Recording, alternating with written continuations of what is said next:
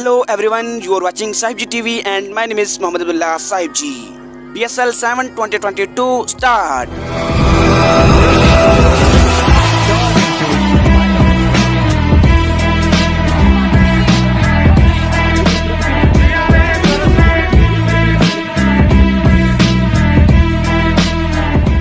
जिसने अभी तक चैनल नहीं सब्सक्राइब किया क्या कर रहे हो, चैनल को भी सब्सक्राइब करो। पाकिस्तान सुपर लीग 2022 जिसे PSL 7 भी कहा जाता है, पाकिस्तान सुपर लीग का 7वां सीजन होगा।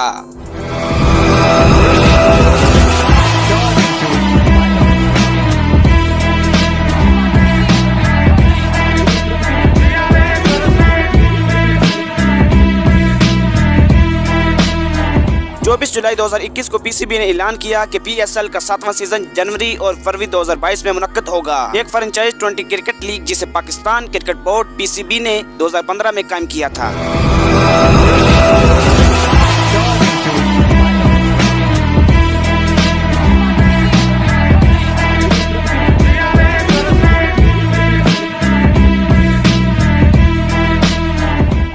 जिसमें तमाम मैचेस पाकिस्तान में होंगे। लाहौर 19 जबकि कराची 15 मैचेस की मेजबानी करेगा।